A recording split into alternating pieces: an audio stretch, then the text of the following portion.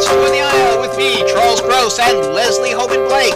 Tonight, reviews of The Gershwins, Porgy and Bess, The Agony and Ecstasy of Stephen Jobs, and Wit. Ladies and gentlemen, welcome to Two on the Aisle. Good evening. I'm Charles Gross. And I'm Leslie Hoban Blake, Vice President of the Drama Desk. Good Welcome evening. again.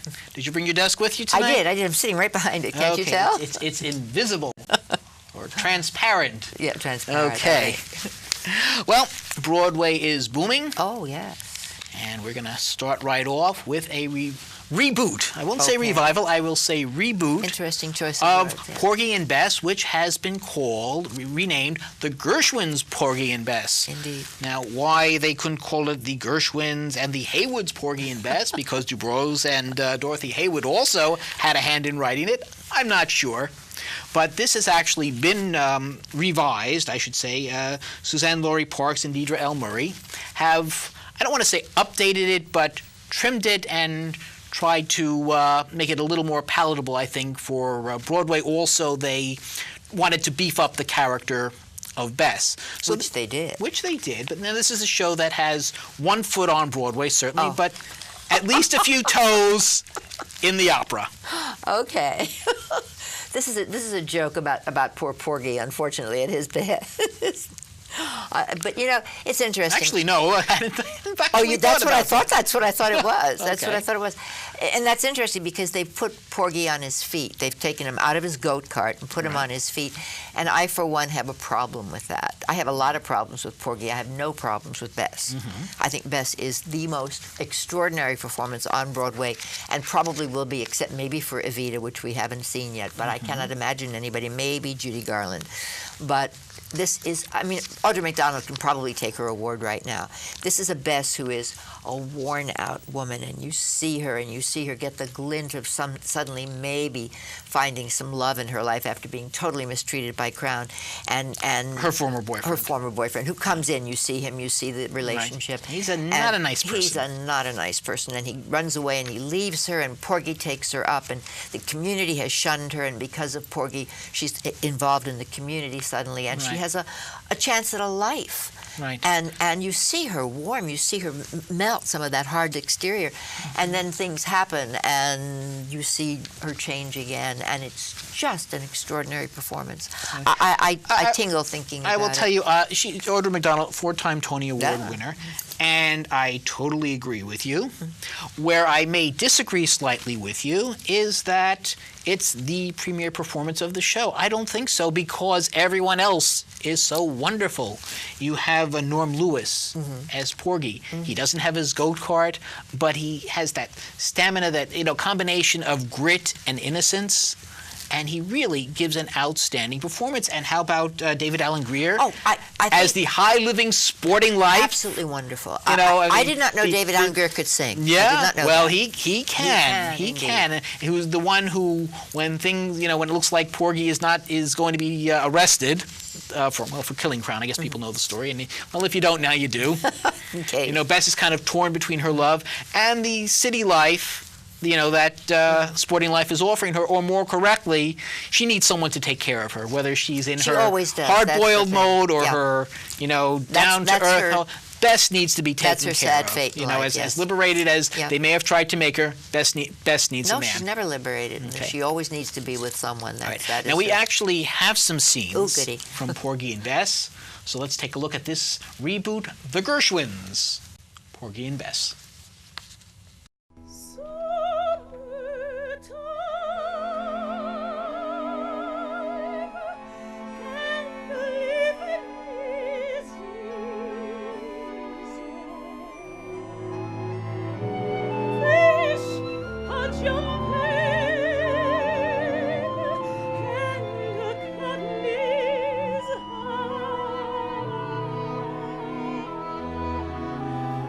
Oh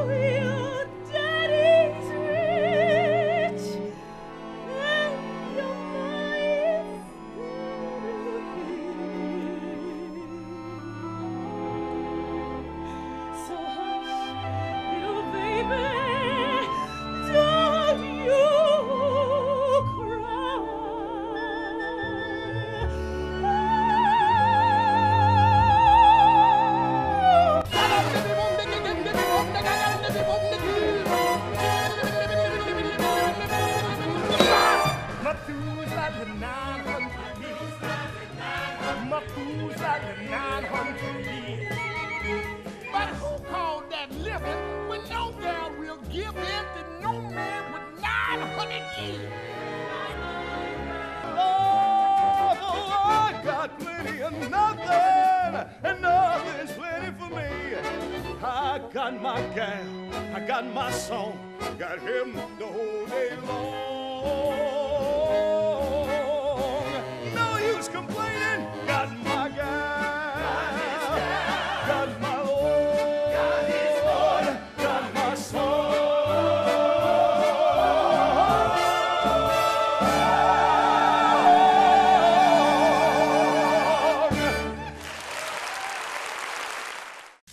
Okay, now that was good, but I have to say not all the numbers are that good.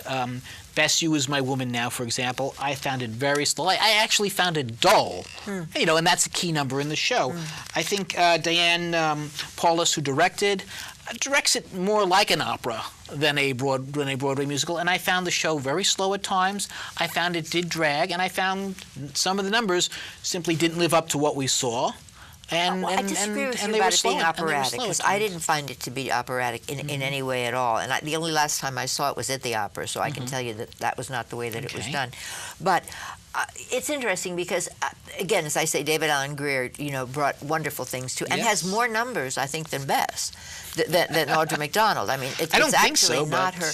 Well, it's not her show because she sings that snippet of Summertime, but it's not her song. No, interestingly. And she doesn't have that many songs. Well, she has quite a few, actually. Well, not too many star turns. She doesn't have star turns. Which is why she may not get the Tony, but it's a little early to be thinking about that. Because she's acting the part. But you also got to see Norm Macdonald in that extraordinarily weird.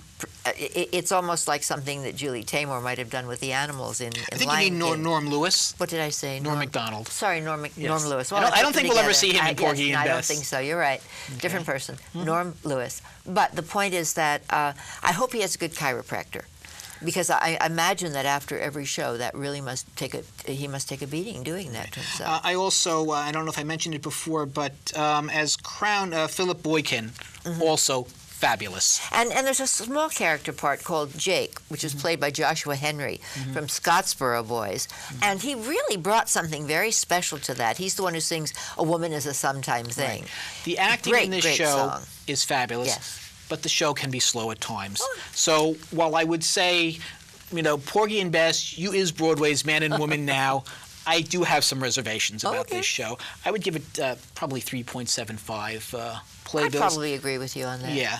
And I also think that the Haywood should have gotten a little more credit for it. Well, I'm sure they'd appreciate it if there were any of them still around. Yes. Interesting, this show has had an interesting history because when it was reported that the changes, well, the one thing I do want to talk about the changes, I don't know enough to really comment about them, although Stephen Sondheim blasted them without even seeing the show. So he doesn't know either. I will say, though, Bring Me My Stick doesn't quite have the dramatic impact of Bring Me My Go-Kart.